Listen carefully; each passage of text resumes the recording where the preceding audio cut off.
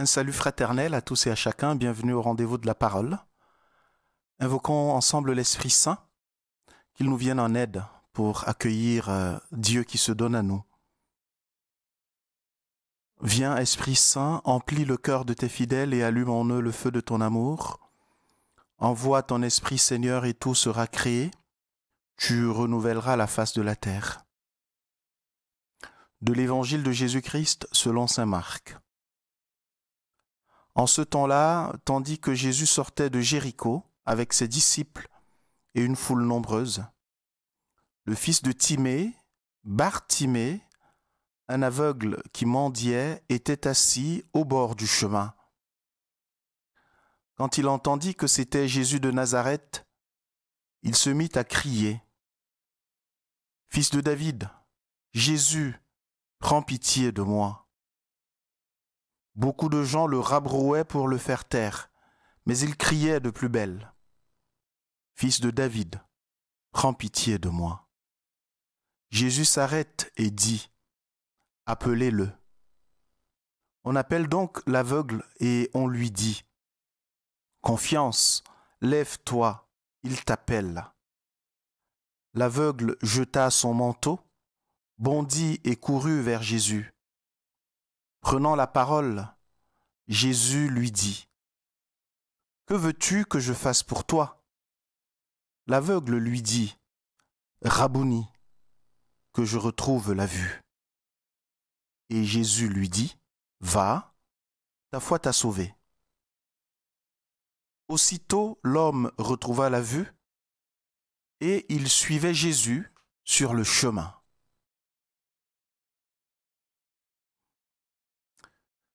Ce texte nous est familier, il fait partie de ceux-là qui s'impriment bien dans la mémoire des chrétiens, en tout cas de ceux qui fréquentent un tant soit peu les Écritures saintes et surtout les évangiles.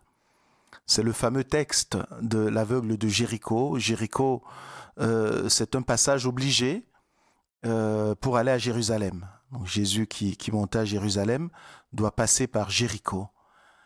Et il monte à Jérusalem accompagné d'une foule nombreuse de personnes qui, au fur et à mesure des étapes, se joignent à ceux qui veulent écouter son enseignement, qui sont touchés d'une manière ou d'une autre, qui essayent de justement d'aller avec lui, de se laisser conduire par lui. Et bien sûr, dans ce cercle de ceux qui entourent Jésus, il y a plusieurs catégories de personnes, notamment ceux qui sont ses apôtres, ceux qu'il a appelés lui-même nommément, et à qui il confie une mission tout à fait spécifique qu'il prépare pour prendre la suite de son ministère. C'est sur eux qu'il va s'appuyer pour fonder l'Église. Ce sont les 12 apôtres. Mais au milieu d'eux, il y a beaucoup de personnes. Et quelquefois, il y a des contradicteurs, il y a quelquefois des gens, des curieux, il y a comme une foule. Dans une foule, il y a souvent un peu de tout. Et voilà qu'au détour du chemin, il y a cet aveugle. On l'appelle Bartimée, le fils de Timée. Bartimée est au bord du chemin. Déjà, cette position peut nous donner à méditer et à penser. Il est au bord du chemin. Il y a tout un mouvement qui se déroule là. Il ne prend pas part. Il ne prend pas part pas seulement au mouvement de Jésus et de cette foule, mais en fait, au dynamisme de la vie. Il est d'une certaine manière en dehors des relations sociales normales, des relations de travail, des relations de coopération ou de collaboration qui existent dans les échanges commerciaux. Il n'en fait pas partie, il est au bord du chemin. Il est au bord du chemin. Combien on peut être au bord du chemin ? Il est au bord du chemin parce qu'il porte un handicap. Combien de personnes sont au bord du chemin à cause d'un handicap physique, psychique, spirituel, à cause d'une situation particulière, spéciale, au bord du chemin. mais il entend passer Jésus. Et là, on se rend compte que cet homme qui était au bord du chemin, d'une certaine manière du chemin des hommes et de la société, n'était pas au bord du chemin de Dieu, puisqu'il a une lucidité qui lui vient de cette foi qu'il porte déjà en lui, qui lui permet d'identifier Jésus de manière très profonde. Il en a sûrement entendu parler, le texte ne nous le précise pas, mais en tout cas, il sait profondément qui est Jésus. Dans l'évangile de Marc, à cet endroit au chapitre 10, c'est-à-dire on est bien au milieu de l'évangile largement, eh bien, c'est la première fois que Jésus est interpellé sous ce titre de fils de David. Fils de David. Et sous ce titre, ceux qui ont des oreilles pour comprendre, pour ainsi dire, c'est-à-dire ceux qui sont familiers des Écritures, c'est-à-dire la plupart de ceux qui sont en train de suivre Jésus, ils savent ce que ça veut dire.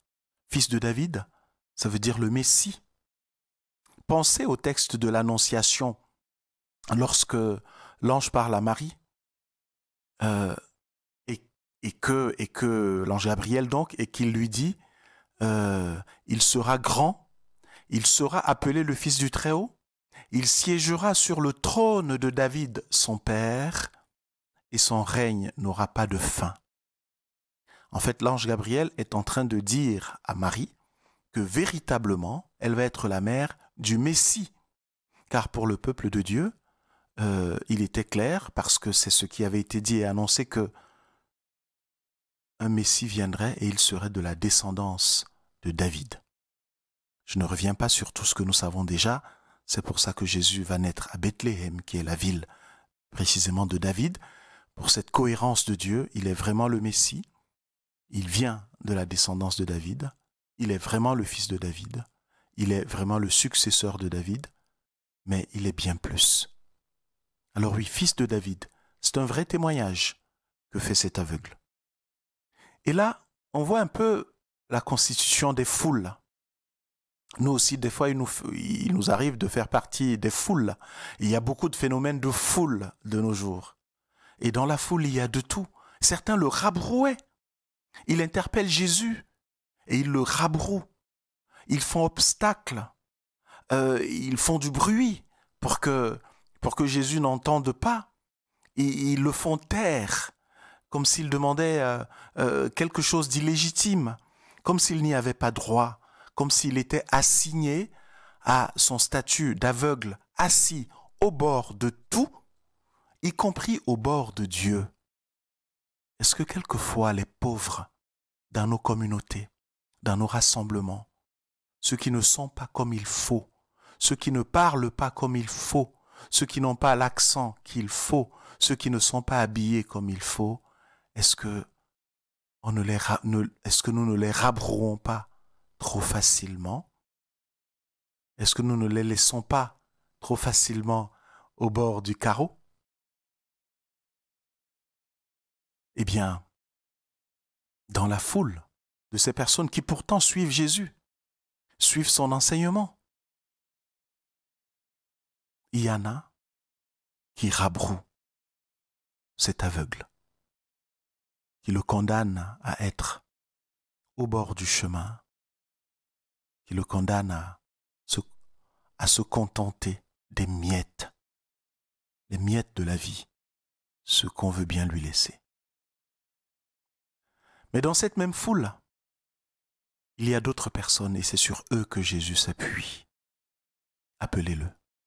Dieu veut toujours compter avec nous.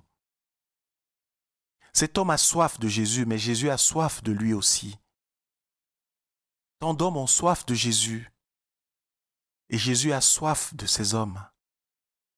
Et tandis que certains font du bruit pour éteindre ce cri du cœur, pour étouffer cette expression de foi qui a recours à Dieu, à son Messie, eh bien, le Seigneur veut compter sur d'autres, capables de se laisser guider par lui, non pas par eux-mêmes, non pas par leur instinct, mais par lui qui les envoie. Le Seigneur a besoin de toi pour appeler tous ceux qui ont soif de lui et les mettre en relation avec lui.